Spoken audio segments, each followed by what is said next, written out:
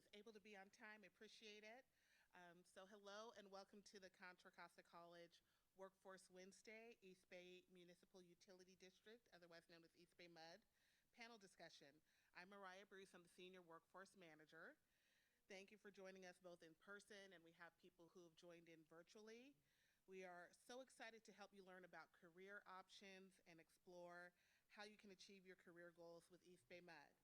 I know many of you may have questions about working with East Bay MUD, so I'll start with some basics so we can get to the panel discussion shortly. East Bay MUD delivers top quality water to 1.4 million customers in Alameda and Contra Costa counties.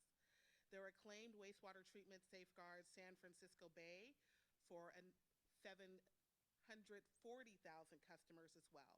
They proudly offer internship opportunities across various fields from human resources to IT, engineering, automotive, and more. We have an exciting session planned for you today, but before we get started, I'd like to ask all virtual participants to mute their audio. If you have questions that come up along the way, definitely we encourage you to enter them into the chat so that we're able to address them, get your questions answered during the Q&A portion of the session. So, today we're going to have an introduction of the panelists. I will ask them some questions. We will then they'll have an opportunity for closing remarks. We'll move over to a Q&A session where you all will be able to ask additional questions. And then at the end, we'll do a resume workshop so that you guys can be ready for the internship opportunities they're hiring for right now.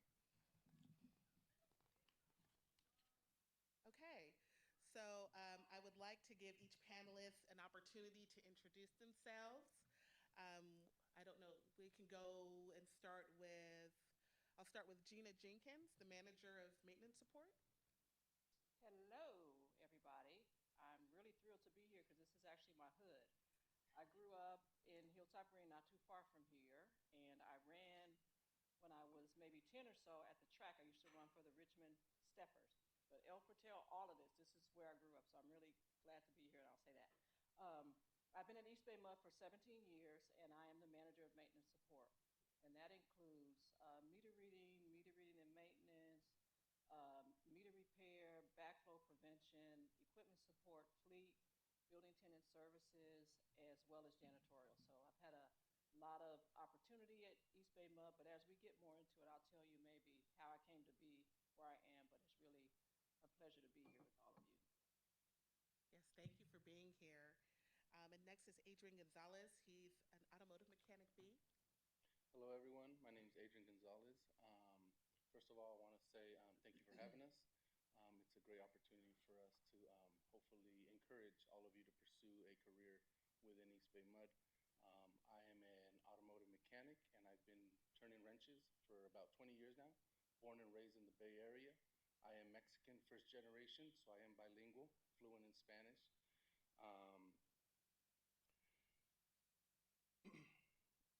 I have about 6 years with the district, and I am one of 11 mechanics that work at Oakland. And as you are aware, East Bay MUD is a very large district, water district, and we have other mechanics at remote locations such as Walnut Creek, Stockton, and Upcountry in Pardee. So I'm one of the locals, and thank you for having me. Thank you, Adrian. Next is Gina Baker. She's the Community Affairs Representative for the Office of Diversity, Equity, and Culture. Hey, how y'all doing? I am Gina B, like Baker. I'm a boomerang employee with the district, which means, I made that up. I left, I worked there from 84 to 96 and left, did some other things, went back to school, and retired from the city of Richmond, because this is kind of my hood too. My mom my grandparents raised their children here in Richmond. So I love Richmond, city of pride and purpose. Even though this is San Pablo, technically. So I love San Pablo too, because how could you not, right? Richmond, San Pablo. And I am a community Affairs representative in the Office of Diversity, Equity, and Culture. What that means is I support the district in their diversity and inclusion efforts as it relates to hiring and as it relates to contract equity, meaning supplier diversity or contractors who are wanting to do work with us. I do a lot of outreach in that effort, making sure people, that's what we're doing today, right, know what is available at the district as far as career pathways, as far as contracting, and making sure that our company is a reflection of the very communities that we serve, right?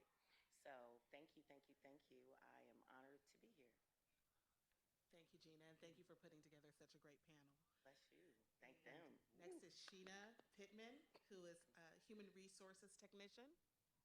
All right, so once again, my name is Sheena Pittman. I am an HR tech in the recruitment division at the district. I handle all things recruitment, from posting jobs on our website so that you could apply, updating class descriptions. I manage the internal and external job pages. Let's see, I do a little bit of everything. I help support testing, the recruitment process from the admin side to proctoring tests. Yeah, and I can answer all things recruitment is the short of that. I've been with the district for 7.5 years now, and most of my time has been spent in recruitment, and it's my passion. I hope to educate you guys about the recruitment process, and I hope that you can answer any questions that you have about applying, testing, all of that. And once again, thank you for having us. Thank you, Sheena. And next is Yvette Montemayor. Montemayor, Thank you. who is the Network Analyst 2. Hi, I'm Yvette Montemayor.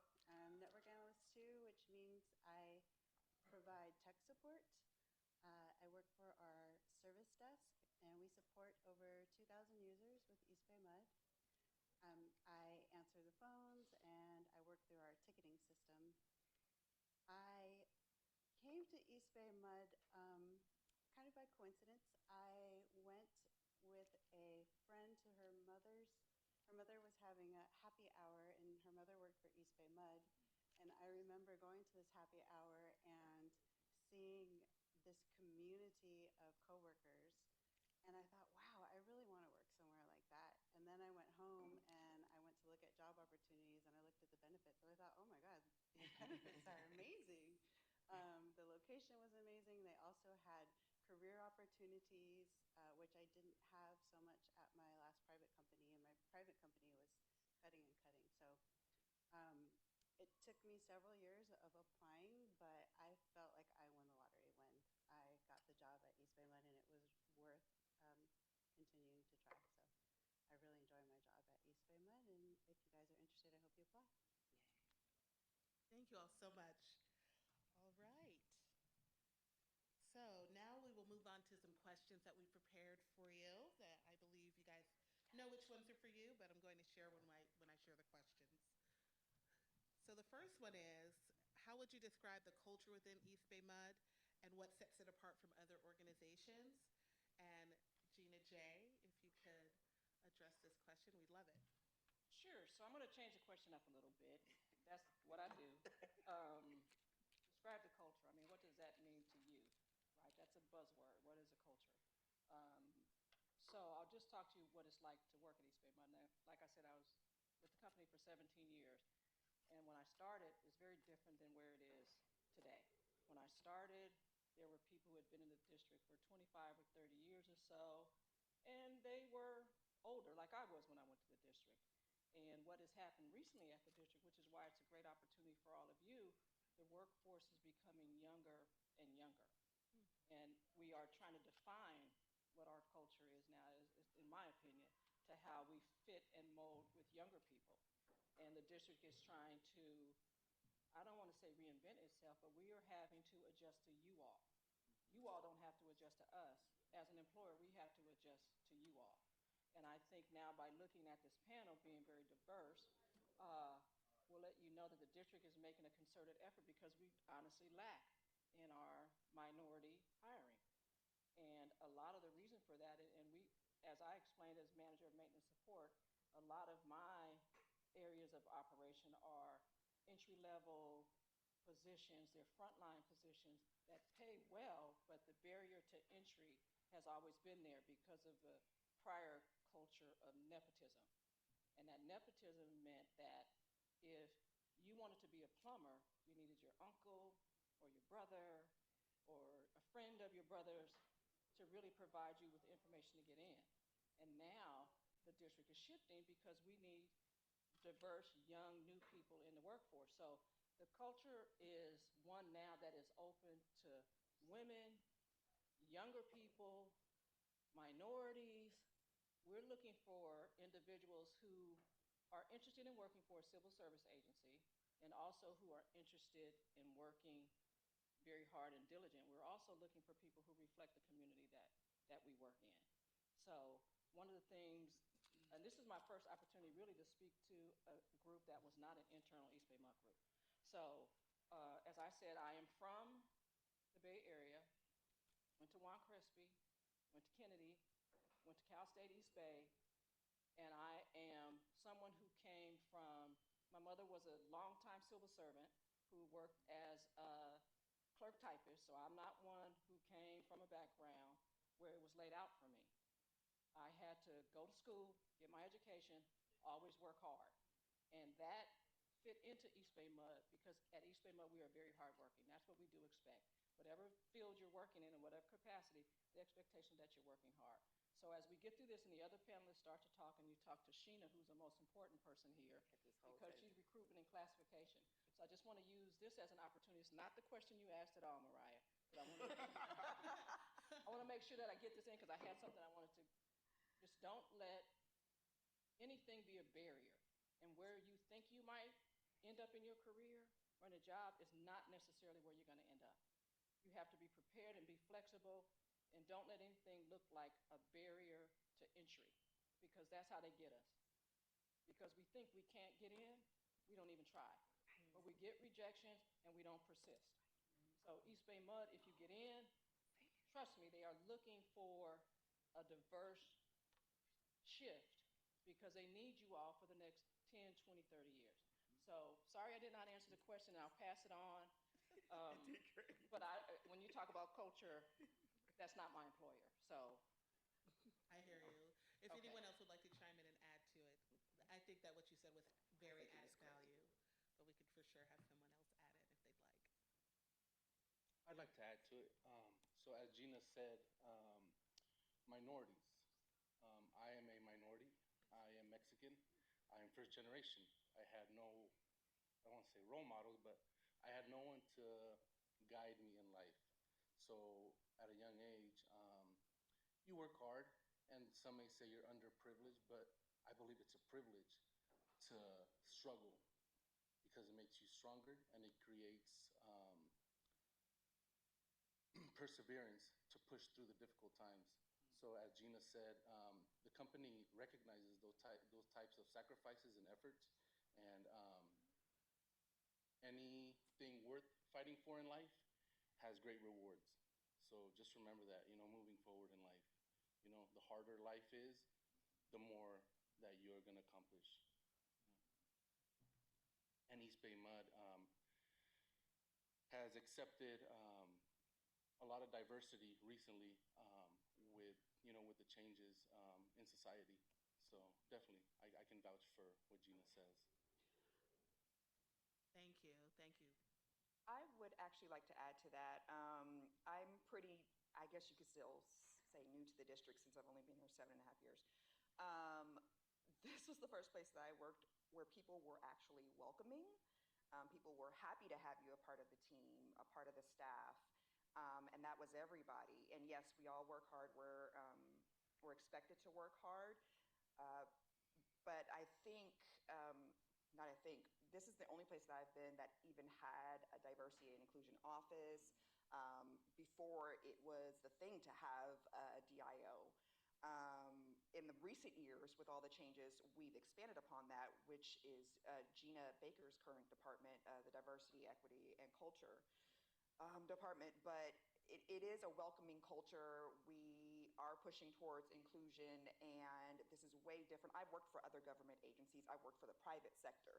It was expected at that other agency and the private sector, you come do your job, be grateful you have benefits, if any, and collect your paycheck and go. There was no encouragement for promotion. There was no culture of inclusion. It was just you come to work, you do your job, you go home, and that's it. And the district has been way different for me. It was, I have to kind of echo Yvette's point, it was life-changing, not only on a pay scale, but benefits-wise, and just the feeling of acceptance that I've had here. And I recognize that Gina Jenkins had a different, because she's been with the district for 17 years. So I think I agree with everybody on the panel. There is a shift going in the right direction, and we really do want a more diverse workforce. It is something that we are actively working on. And that's all I wanted to add to that before we move to the next question. I'd like to add too, in terms of culture and diversity, one of the things that I didn't know until I joined the district was that we have a lot of affinity groups. And I'm also, I'm second generation Mexican American, and I was able to join our La Fuerza community group, which is for Latin American culture. And every year we get to like celebrate Cinco de Mayo. The whole month of September is about Latin culture. We have trivia. We also have Black, what is it? Black Employee Network. Black Employee Network. We have, we just initiated We Rock, which is for women. We have the Asian affinity group. We have many affinity groups, and it's really nice to work somewhere where you get to see your culture represented. And it also builds community and culture within the company, the district. That's wonderful. I'm glad you guys are moving in a direction that it sounds like everyone's celebrated. We're trying. We're working hard too. Progress. All right. We're here. All right. So we get to move on to our next question. This one is for Adrian and Yvette. So, what inspired you to pursue a career in your field? And how has your journey unfolded since you started your career? We could start with Adrian. Well, as you know, I'm an auto mechanic. It all started as a hobby, to be honest with you. When I was younger, I liked cars, and in high school, I took ROP. So I can kind of relate to a lot of you. You're starting your careers right now. And after high school, I didn't know what to do with myself. So I joined the military. I went to the Air Force. I learned electronics. And when I got out of the Air Force, I decided to continue my pursuit in the automotive industry. And I used electronics to help me build on my career. And I was building hot rods. So I started from the bottom, you know, with old cars. So a lot of the vehicles became modern, and they started having fuel injection. And now we're starting to see electric vehicles. So as technology advances, we're looking for younger individuals or the youth coming from the industry and bringing their knowledge to EBMUD. After becoming certified ASC Master Technician, I decided to start my own shop. Like I said, you know, without struggle, there's nothing to be gained. So I did that for about 3 years. I was successful. It gave me an opportunity to not only make money, but it really opened my eyes to the logistics of running a business. And I think the biggest take from running a business was being able to serve others. So with that, I worked at a couple shops after closing my shop because I started a family. So I started looking for stability, benefits, and good wages. So I was jumping from shop to shop. I was a supervisor at one and became a manager of another until I stumbled on, or as I like to say, I was blessed with an opportunity to work for EBMUD. And to be honest with you, in my honest opinion, it's the best company that I've ever worked for. It's the perfect company to balance work and your personal life while making an honest living and having great benefits and retirement. And being a union company, it really solidifies your future with the company. that's where I'm at, and here's where I plan to retire from. Thank you, Adrian. And Yvette? So I always say that I didn't pick IT, IT picked me. I was that kid who took apart the VCR when it was broken, and my mom comes home and sees all the parts on the floor and is freaking out, but I end up fixing it, putting it back together. It's just kind of the way that my brain works, and I think it's important to um, go into a field or go into a career where you really have the aptitude for it because you're going to enjoy it so much more. And when I started, I was actually I was working as an admin and I was going to school for finance, but I was a person that everybody came to for their computer issues because it just came naturally to me. I just knew how to do it. And I did not graduate from high school. I actually went into a GED program, and that was the very first time I was on a computer, and they were, at the time, they were Apple Macintoshes. And again, it just came naturally to me, so they made me the leader of the lab. And then I went to Vista Community College when I realized this is something I think I want to pursue. So I went to Vista Community College, and I actually got a certificate of completion in computer information systems. And again, they asked me to work in the lab. So I got experience working in the lab. So, even if you don't have experience or you don't have a bachelor's, when you look at a job and it has those requirements, think about what you have done to get that experience. You don't have to have those things if you have other experience. And I think Gina was speaking to, not applying for things because you feel like you may not have the requirements. I didn't believe that I had all the requirements for the jobs at EBMUD, but I just kept trying until I got the job that I have today. And along the way, I was able to learn what I needed to fill in to be able to get the job. But I love helping people. Like every day I can make somebody's day better because I help them fix their computer, and without their computer, they really can't do their jobs. So it's very fulfilling in ways that I never expected it to be. And yeah, that's why I have passion for my job. Yeah, lifesaver. Could not live without our IT department anywhere. Right. All right. So the next question is also for you, Yvette. Oh, pressed it in the wrong direction. All right. So this is just asking what a typical workday is like for you. Okay, typical work day. It starts with Outlook, checking to see what tickets I have. And then I log in to well, if I'm on site, I check to see what appointments we have. We work by appointments on site. Then we start to get the equipment ready for the people that are going to come in, to make those appointments faster. I'm imaging computers. If you guys have a tech background, you'll know what that means. We're like wiping and getting the computers ready.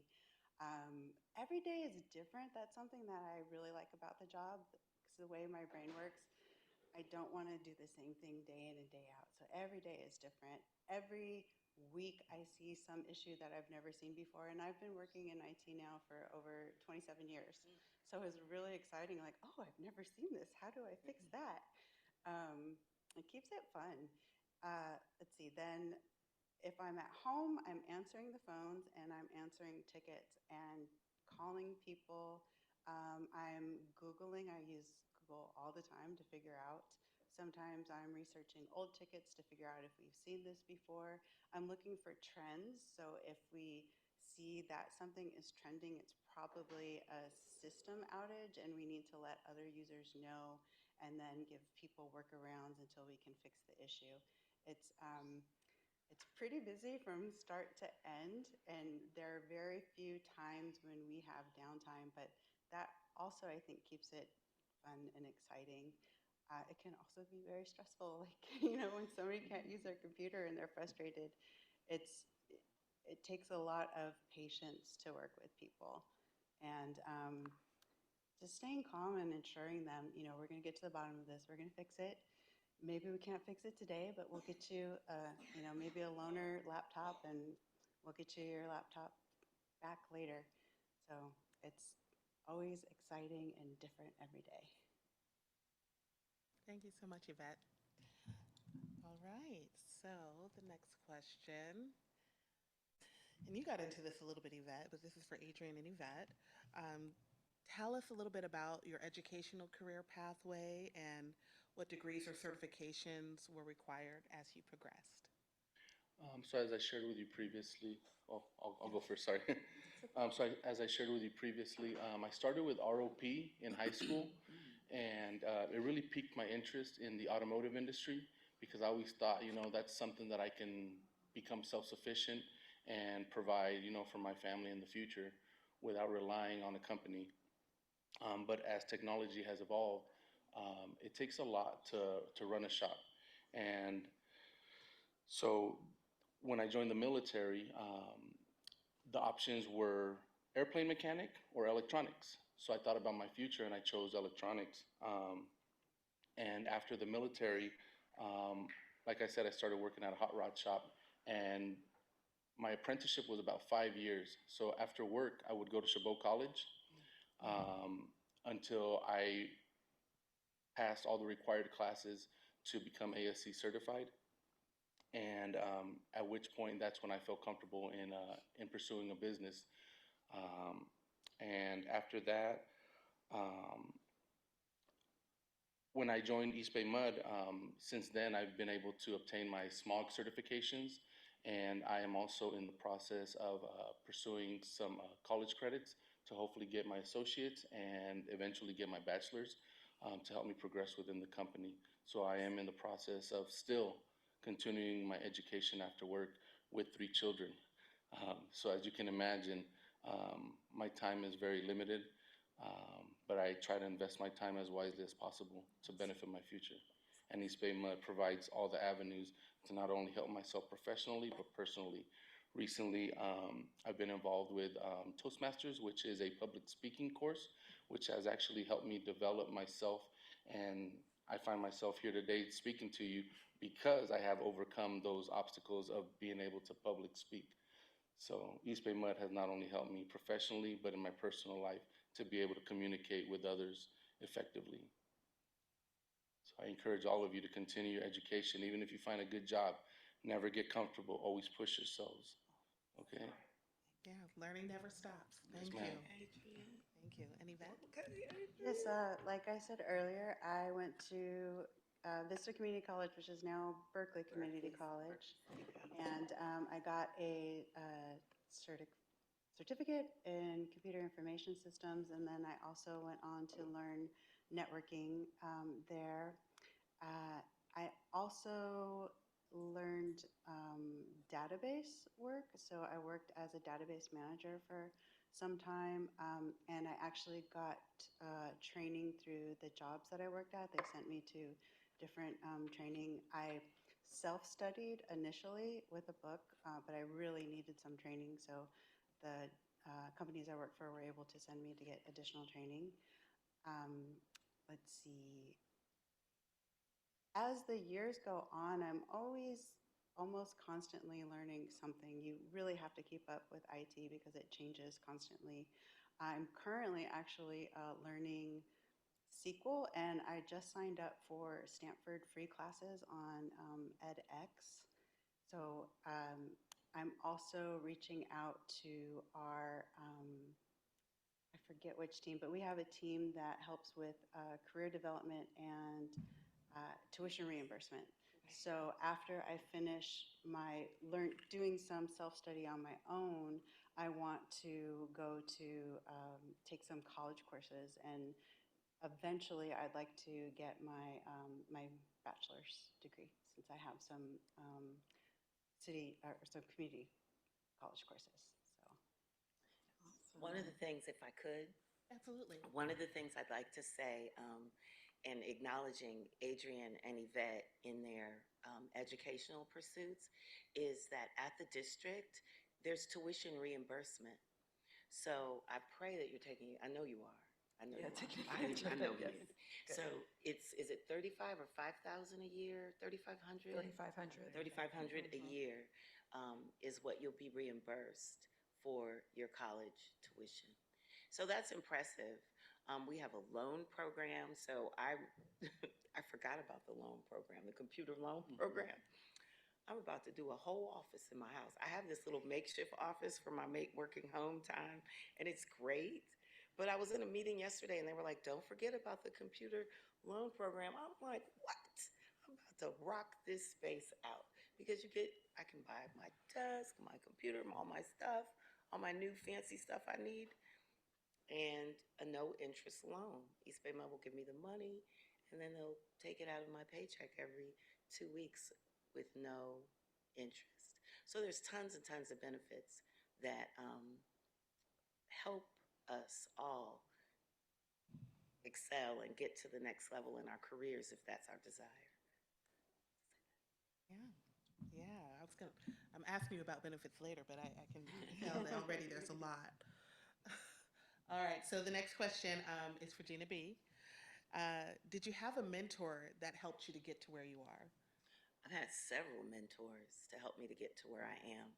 And many of them didn't know they were mentoring me until I told them. So I said that to say, if you don't have a mentor, get one. You need someone. You need someone that's going to hold you accountable at all times because you don't always feel like getting up, coming to school.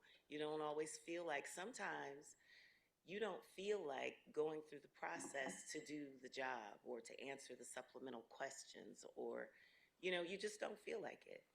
When you get into certain spaces, it's very, very important to have somebody who can speak for you, speak well behind your back, right? And who can help you navigate in your career path or in your life path, whatever that looks like for you. I don't know. I've had so many mentors. I've had mentors who've mentored me spiritually. I've had mentors who've helped me in my career at East Bay Mud. So I started at East Bay Mud in 1984 when I was one. And I had a child. Look it up, Google it. Anyway, I had a child in 1984. I was graduating high school and needed a job. And at the time, my daughter's grandpa was a assistant superintendent at the district. And he said to me, there's some temporary jobs, answering phones or something. You need to apply for one of these jobs.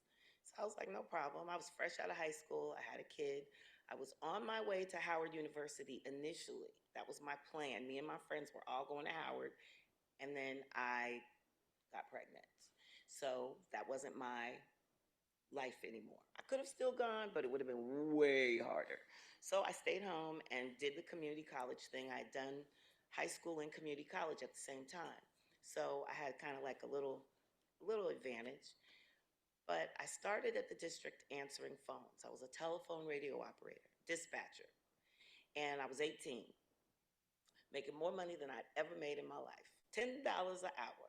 $9.90 in 1984 was a whole lot of money, baby. I could pay rent, get my hair done, pay for childcare, and drive a car.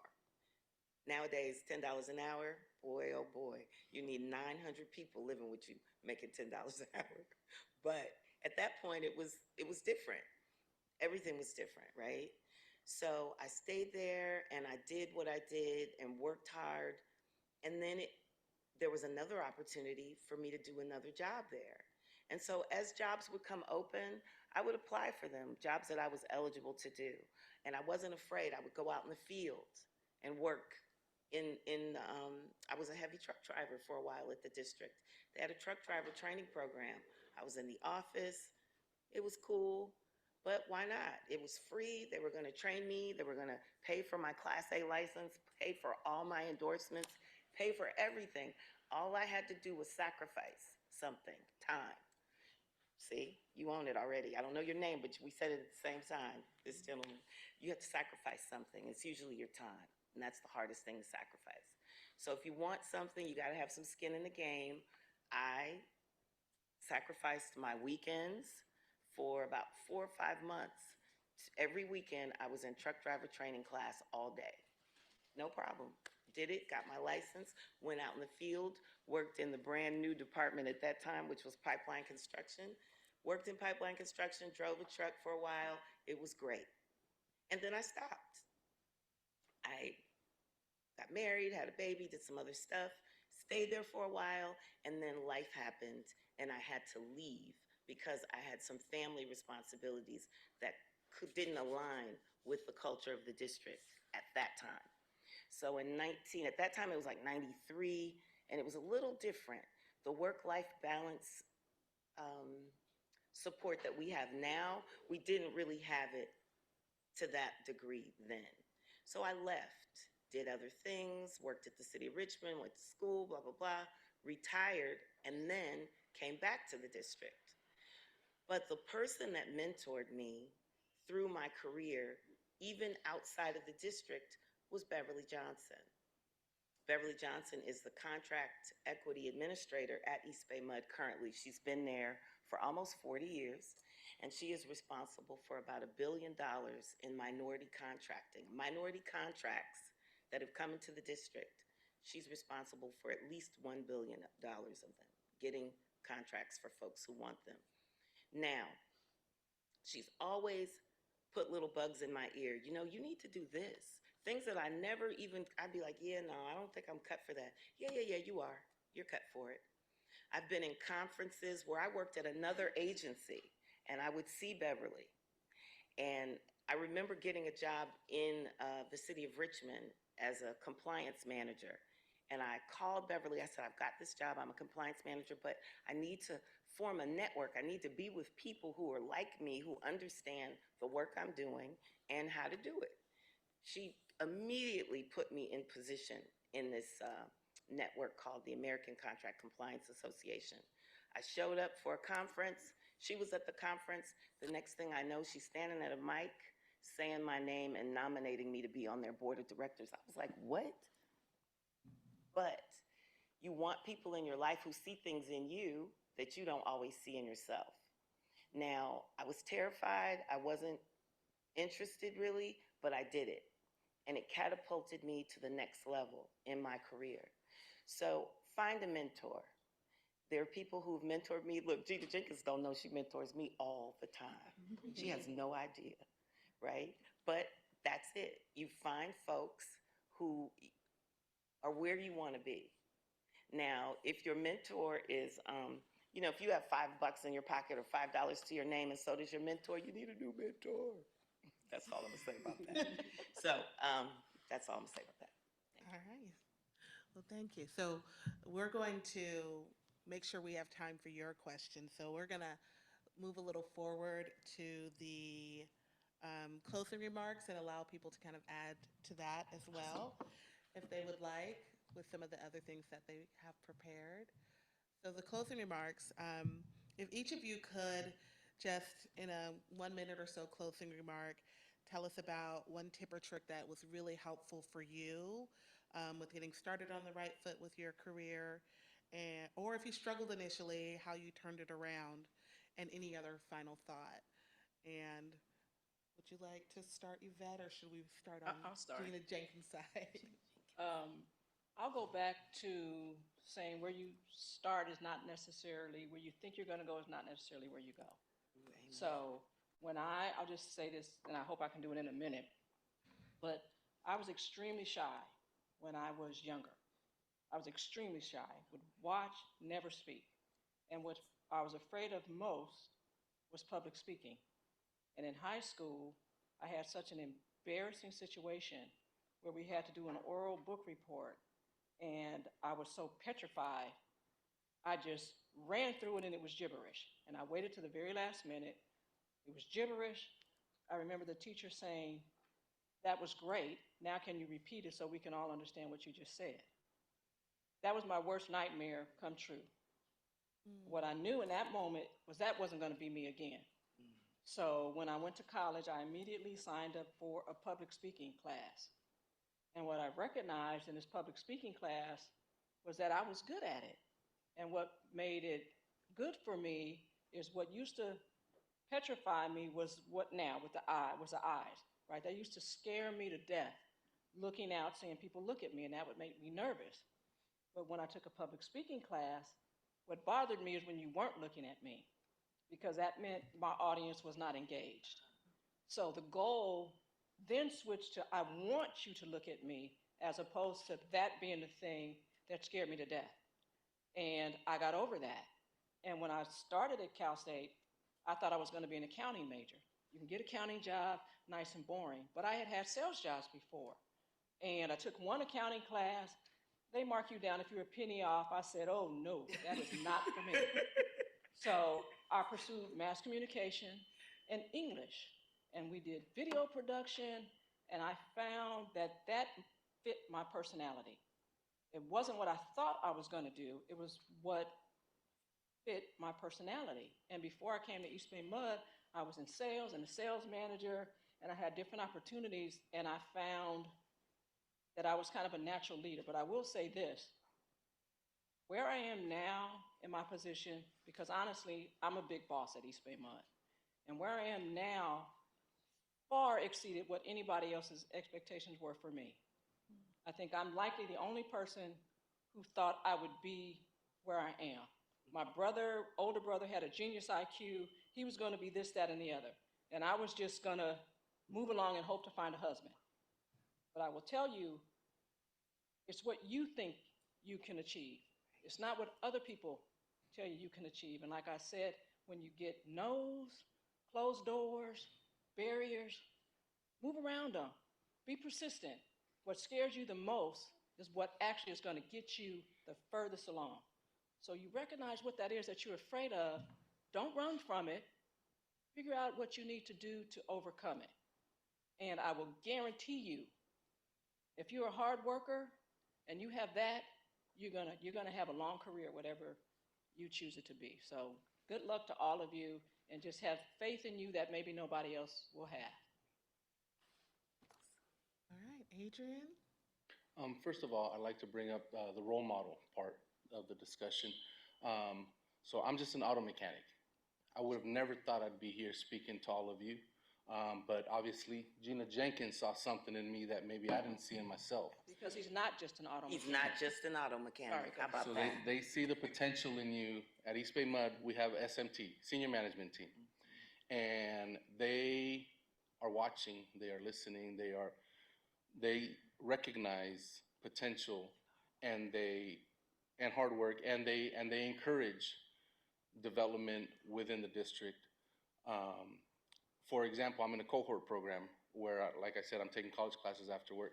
My personal mentor is Clifford Chan. He's the general manager of the whole district. I would have never thought I'd have him as a mentor. But like I said, I'm very blessed to be progressing within the district through my endeavors and overcoming any obstacles that get in the way. So I encourage all of you to look at East Bay Mud, look for an opportunity, look at the internships. We have forms back there. There's ladders to climb, you know. Where I'm at, there's not as many because it's automotive industry and it's a fleet, but this is a pipe company. It's a water district. So there is potential in pipeline careers. You start off in the Plumbers Academy and you move up, and the sky's the limit there. So like I said, I recommend, and there's a plethora of different positions within the district. So I encourage all of you to grab some of the career ladders in the back and check them out. See what applies to you and apply. You know, don't let anything get in the way of your future. Work hard, okay? I'm sitting here next to Adrian. He's talking about I'm just an auto mechanic. Okay, Gucci glasses.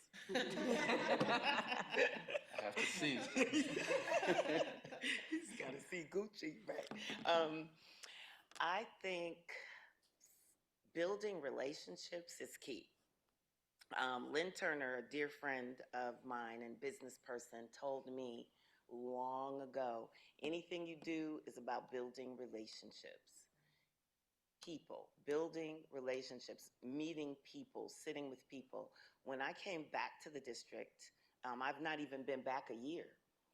One of the things that I knew I needed to do was meet folks who could support the effort of what I was doing. what we know, if you've worked anywhere, is people lead with no, typically. Whenever you ask, can you come be on this panel with me? No. But I had to sit with folks who I knew could, who could meet me, believe in what I was doing. I could get them excited about the work that we're all doing, because there's no I in team. I know that's corny, but it's the truth. I had to build relationships. I'm still building relationships. I took some coaching from folk and I asked people who I knew, okay, so this is what I'm doing. Who do I need to talk to that will help me? The first person, they were like, somebody said, girl, you need to call Gina Jenkins. Boom, she was the first meeting I had. She didn't even know me. I just hit her, hey, and she probably only met with me because we had the same first name. The other person I met with was Vincent James, who was a recruitment manager. And through those two conversations and just talking, not with an agenda, just like, yo, what do you think? Like, this is where I am. This is what I'm doing. What do you all think? Through those relationships, I have built even more relationships that support the effort and the work that I do, because I cannot do this alone. We are all ambassadors, right? Every one of us, even you in the audience, are an ambassador for whatever it is that you believe in, whatever your calling is. We're all ambassadors, and we all have a responsibility to make whatever we're working in or on a better environment. And I knew that I could not do that on my own. There's no way. So building relationships is key, because without that, people won't know you, and you got to make sure that when they do know you, that there's good behind your name. And that's up to you, how you move, how you show up, how your soft skills. We can talk to you about technical skills all day long. You can be degreed, you could have an amazing career and a path, but if you don't have your own internal guide is a little off, you need a mentor first off, and just learn how to build relationships so that you can have the support that you need to get where you need to get.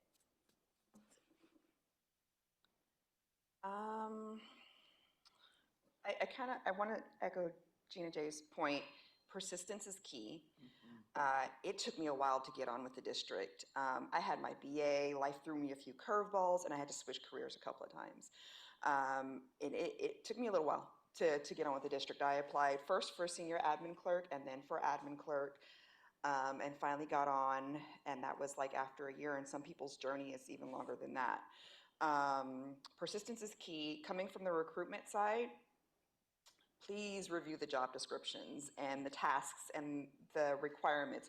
Don't let them discourage you, but review them so that you can tailor your experience, your education, your certifications, your training, all of that when you're entering in your work experience on an application. Take that job description and match it with what you've done in the past. Try to tailor your experience to fit that. That will aid you greatly in the process. Let's see, there was one more thing I wanted to cover besides persistence in the job descriptions. Create your work experience or your application online in advance.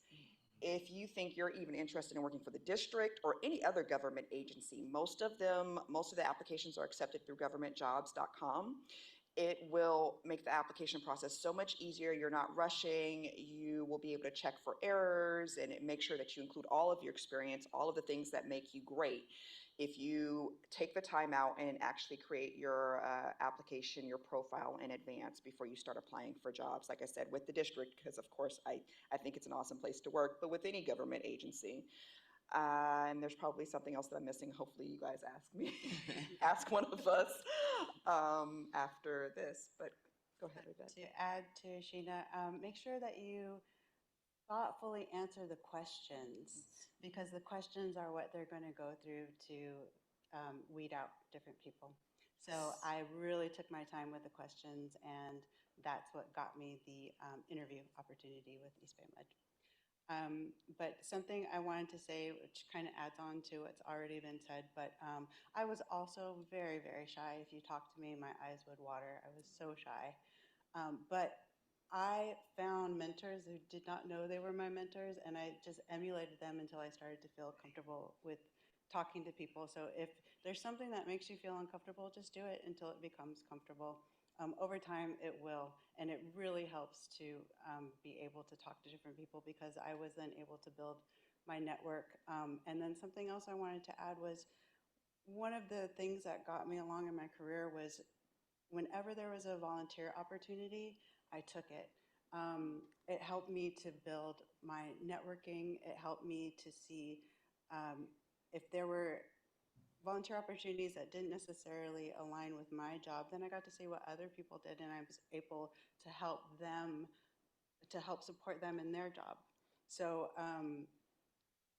like one of the things that happened when I came to East Bay Mud was there was a networking project, and we had to stay after hours, work overtime, and most of the people said no, but I was like, oh, this is a perfect opportunity for me to get to know the networking team. And now when I have a networking question, I can go straight to that team. I don't have to wait to get an answer from them. So it's always good to, if you have those opportunities to volunteer, if you have the opportunities to do special projects, take them if you can, because they can really help advance your career. Thank you all. Such wisdom, such insights, and I'm going to take a moment to remind you all. A few people like mentioned the importance of like being prepared with your job profile and your application, resume, cover letter. So that's one of the reasons why after we go through the Q&A session and give you all an opportunity to ask some questions, we're going to talk about that resume. And I just want to remind you that you have resources here on campus to help you with some of these things in regards to like finding mentorship, working on your resume, knowing how to like help match the job description. There's so many resources here, especially within career services, to help you with a lot of that. So we're going to transition now to our Q&A session. So Asia will be walking around with a microphone. If you have a question, raise your hand and she'll be able to give it to you so that our friends on Zoom can hear. And if we have any questions from our students who are attending online, then Megan will share what questions are entered into the chat. So feel free to enter questions into chat if you have any questions for the panelists as well. So are there any questions? Asia?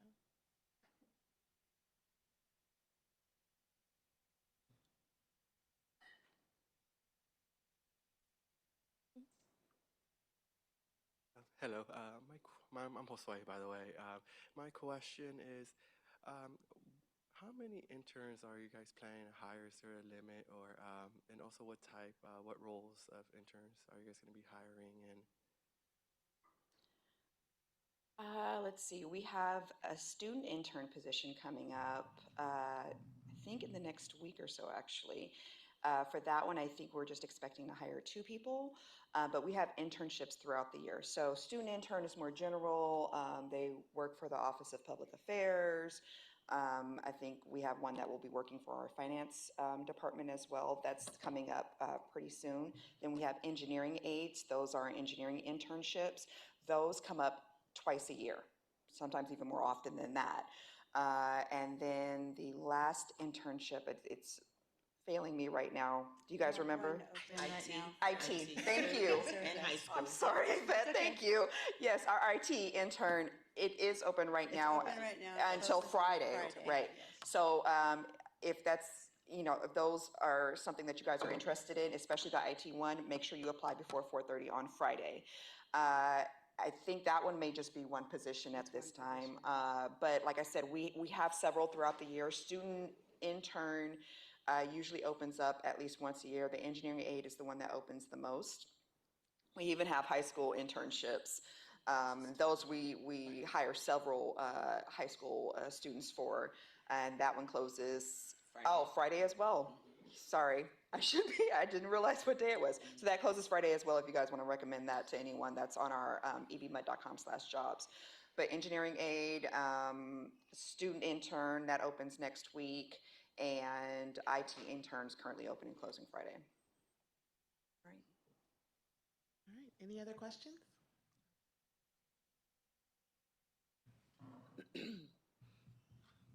What are the time commitments like for the internships? That, I believe, is just business hours. Usually they're part-time, though. I would have to bring up, is there a specific internship that you're interested in? Because engineering aid, Yeah, the engineering one. that could be temporary for up to 6 months, or part-time hours, I believe up to 20 hours per week. It really depends on what the department or division within engineering you're hired on with.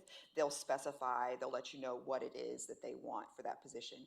It could start out as temporary and then turn into a part-time depending on your school schedule. So that's really, and it's usually outlined in the job description, what exactly we want, what division this particular engineering aid would work for, as well as what we expect the hours to be. Thank you. Mhm.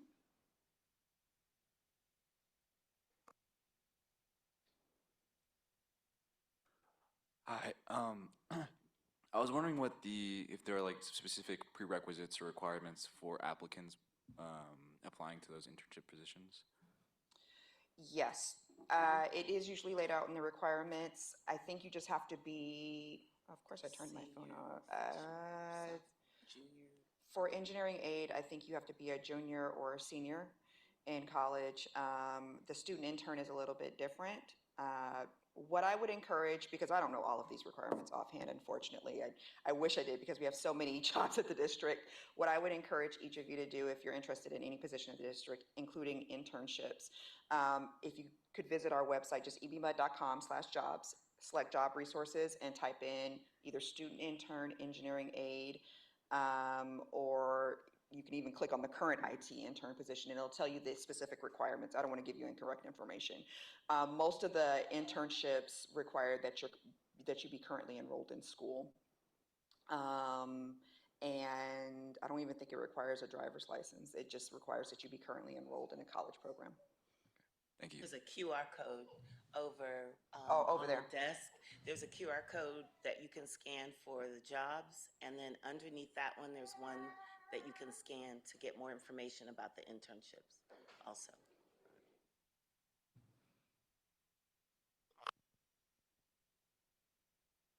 Any other questions? I have a question. Oh, sure. Can one of y'all take our picture? I have got to go back with pictures. Can one of y'all take our Y'all picture? do what? Take our picture. Well, what? Oh, wait. We can do that at the end. We got to take a picture We'll at do this that. table. We'll I for know sure. we will. Okay, we'll do it at the end. No other questions about the And maybe in application the back has process? taken a picture or two as well. Oh, thank you. So what we're going to do now is do a little bit of a transition. So first off, I want to thank all the panelists for all the wisdom and knowledge that they've shared. They've also shared a PowerPoint with me that when you get your follow-up email, as long as you checked in, you'll be able to see kind of all the details and information about East Bay Mud and a lot of the things that we talked about. They have swag at the back. To all the panelists, I want to thank you so much for your insights. We have certificates of appreciation, so definitely don't leave before you get those. And we also, each of these drinking containers are for you to take with you as a thank you as well.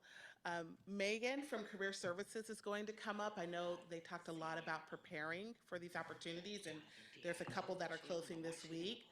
So we are going to share with you some insights in regards to your resume, and you can also follow up and make appointments one-on-one to get one-on-one support around preparing for specific applications for jobs and resumes for jobs, cover letters as well. And then once the resume workshop is over, there'll be pizza available for you on the way out as well. So thank you again and welcome, Megan. Thank you, Megan. Did you do it with my phone too? Whatever. The last thing my boss said to me before I left. No worries. Right? And I'm so forgetful. So forgive me. Okay, stay where you are. Oh, God. All right. 1, 2, 3. Perfect. Thank you so much. Thank you. Thanks. I appreciate you. Good luck to you guys, and don't give up. Ever. I have a question. Is anyone in here in the automotive? I heard you guys have an automotive shop or an automotive Oh, you have Location? one person. Awesome. Okay, cool, cool. Okay. All right. The hybrid, did you do the hybrid program? Yeah. Awesome. Okay. How about IT? Anybody in here from these? You did that too? It's like, I'm getting a job. Okay, smart. All right. And I'm sorry. No, no, I okay. didn't mean to interrupt. No, no. Just one more thing. We have, there's a table in the back that has just EBMUD promotional items, every single career ladder that we have at the district. Even the career ladders, though, don't include all of the careers that we have at the district. So, and everything is done online with us. So I really encourage you, if you're interested, to get familiar with the website. Career ladders, oh, and then even a flyer for upcoming recruitments at the district. And each of those flyers should list on the back the benefits that we offer, a little bit of that, everything that everyone talked about up here, and goes into detail, and how to register for upcoming job opportunities and create a profile online. All of that's laid out. Yeah, I had set up an alert on government jobs, so every time, I set up several jobs that I was interested in, and every time one of them became available, I knew that I could go apply for it. Apply for it. Awesome. All right, those are awesome tips. We'll lead into that as well. So again, I'm Megan. Thank you all for being So we here. can go. You guys can stay here while I chat. I'll be brief, and then we're gonna eat pizza. You guys can stay here or hang out, whatever you feel most comfortable with. We'll hang out until 2. Yeah, whatever you're most comfortable with. So I'll be quick with you guys. I just want to make sure you guys are aware of the resources that we have on campus. I'm one of the program coordinators with Career Services. I'll just be chatting with you specifically about resumes, because again, a resume is going to be the tool that you're needed to be able to apply for these wonderful opportunities that they chatted with you guys about today. So you have a resume packet in front of you. That is a tool that we've created in our office with sample templates, tips and tricks to make sure that your resume is tip-top shape to be able to apply for these awesome opportunities. That little piece of paper that you got as well is the Handshake account. So if you haven't activated your Handshake account, that's also where jobs live for on campus and how to make appointments with myself and my other colleagues. So make sure that you do that as well. So the goal for this is just to know what is a cover letter and resume, learn the different styles and techniques, the purpose, parts, and properties, and then you got that resume packet there. So what is a resume? So most people probably are familiar with what it is, but essentially it's a marketing tool. So we always tell students that a resume is not necessarily going to get you the job, but it might get you an interview, right? So it's all your key tools and assets all on one piece of paper. And again, it's required for most jobs and internships these days. So again, often it's your first impression, so we want to make sure that it's reflective of who you are, your skills, and your attributes. Okay, pop quiz. This will be your only quiz question for the whole day from me. I promise it's easy. It's just a guessing game. What is the average amount of time an employer takes to review an applicant's resume? Does anyone have a guess? Yeah? 7 seconds? 6 seconds? A minute? Any other guesses? No? Okay. So the average is 6 to 7 seconds. So then a lot of times students are like, well, then why am I spending all this time working on a resume, right? But again, that first initial impression is what you're trying to get past. So if you can get past that 6 or 7 seconds, then the likelihood, and statistically speaking, they'll spend minutes looking at your resume. Then they'll spend even longer making a phone call or emailing you to connect for the job opportunity. But we want to make sure that we get past that 6 or 7 seconds. And so we want to make sure that your resume is up to date, has all the proper information, is readable, all those types of things to get past that 6 or 7 seconds to be able to then be a good candidate and be eligible for the job. So there are 2 different types of well, actually there's lots of different types of resumes, but the most common are going to be chronological and functional. For the most part, students will focus on chronological, meaning that you're listing your experience that you've had, classes that you've taken, and things like that. Versus a functional resume lists your accomplishments and focuses less on your employment history. Let's see, we can kind of skip. So elements of a resume, and that's what's covered in that resume packet. So these are common attributes on a resume. It's going to be your name up at the top, an objective, education, qualifications or work experience kind of go hand in hand. And then that last portion would be more community involvement, if you've ever received an award, anything like that that's going to make you stand out as a candidate. Also a skills section, so does the job require you to be CPR certified? Does it require you to know a specific program, or do you need to be bilingual? Things like that can go in that last bit on your resume to make sure that you're standing out and meeting all the qualifications. I'm going to skip through most of these because they're pretty much laid out in the resume packet. One of the things that I do want to mention that one of our panelists talked about is community involvement or volunteer experience. So a lot of times, depending on the industry, it can be really hard to get your foot in the door.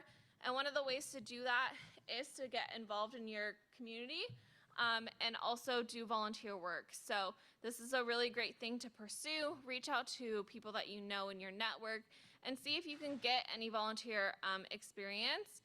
And that way you can really stand out on your resume. It also is that really big piece of mentorship. A lot of times can go hand in hand with volunteer experience. And one of the number one things that employers and recruiters take away from doing those types of things is leadership experience, and you're learning about the organization and your time is valuable and things like that. So again, skills section, that goes at the very bottom. And then other things that are really industry specific. So there's things that are called soft skills and hard skills. A lot of times these are laid out in the job descriptions and things that you might not have thought considering on your resume, but we often tell students that this is what you want to focus on, areas of expertise. Things like teamwork, empathy, leadership, communication, and then anything that's a hard skill. So is there a technical skill that you have to have for the job?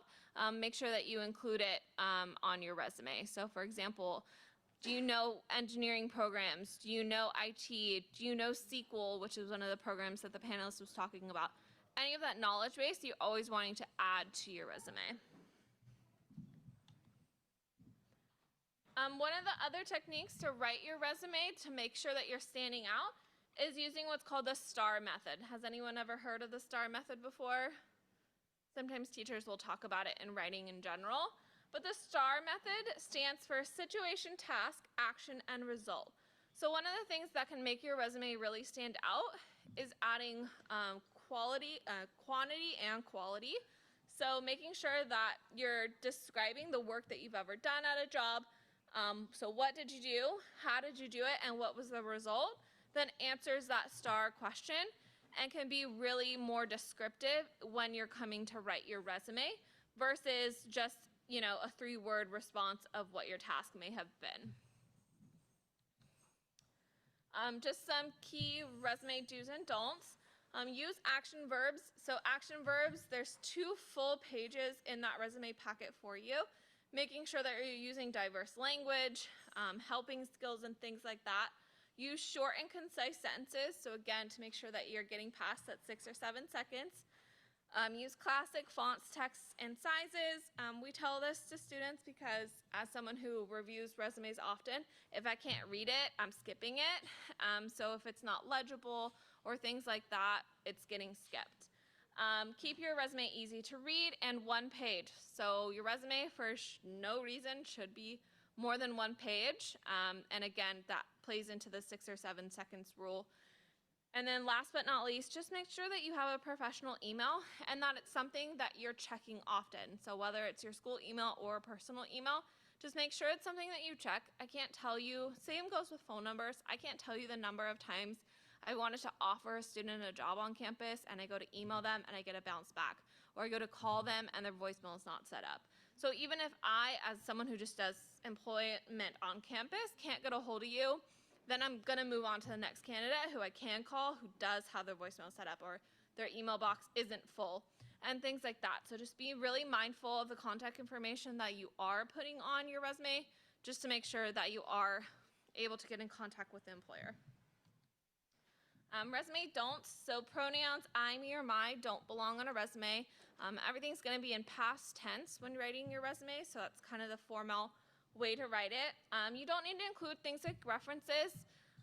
Previously, one of the kind of old school ways was to include references down at the bottom or include a section that says references available upon request. Again, it's not needed nowadays. If an employer is going to need a reference, they'll ask for it later on in the interview or application process, but it doesn't necessarily belong on your resume because your resume should, again, be highlighting all your skills and attributes, not someone else's contact information.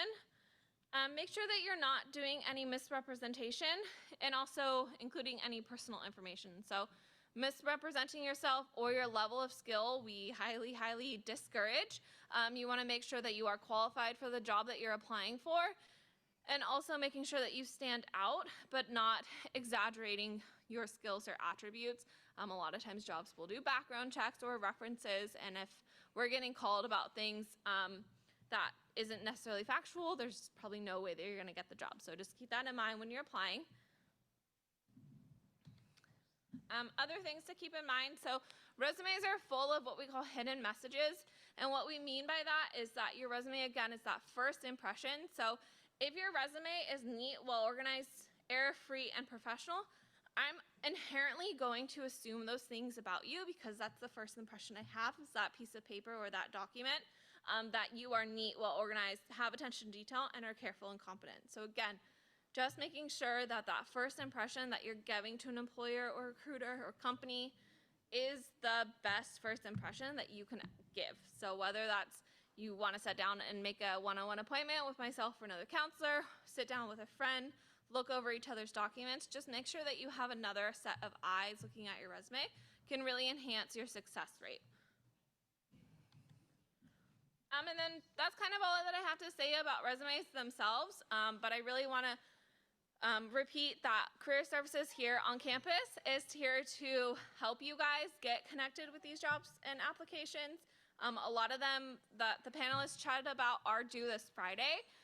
We have appointments available to help you between now and then, but then again, there are later due dates as well for the EBMUD applications, and then there are tons of jobs and internships beyond that as well. Several of them, several hundred of them are listed on Handshake. Also, I tell students the most I can help you is if I get to know you, because I get emailed by employers on a daily basis. So, for example, I have a student came in that is a nursing student who was like, I'm having a really hard time finding an internship. We sat down, updated their resume. She went on to apply for several jobs. And then a week later, I got an email from an employer, and I went, oh, I met with that student. They would probably be a really great fit for this. I connected the student and the employer. She applied for the job, got the job. So ways like that, if you're connecting to our services, connecting to our office, are probably the best way to successfully get a job or an internship.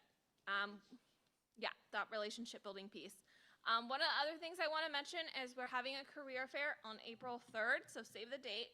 We'll be having flyers later, and also follow us on social media, which I think is my next slide. So we'll have that on April 3rd. It'll be happening in the gym. We're going to probably have around 50 employers here on campus, so a variety of different industries, who are all will be actively hiring for jobs and internships right now. So please be sure to attend that event. It's a really great way to network, but one of the things that we highly, highly, highly encourage you to do ahead of time is to have an updated resume. So again, take the time to do that, make an appointment with myself or my other colleagues, meet with a counselor if you have any questions, but we hope you guys enjoy that, and it's a wonderful resource for you, and thank you for taking the time to stay here, and now let's go eat pizza. Let me know if you have any questions.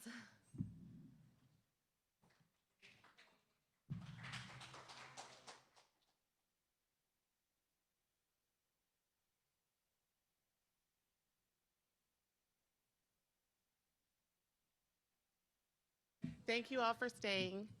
That concludes the event. Definitely grab some swag from the back. They have brought so many amazing things for you all. And Jaleesa is outside on the patio with pizza that you can grab on your way out. Definitely either go outside or grab a seat in the cafeteria to eat your pizza, since we're not allowed to eat in Fireside anymore. Thank you all.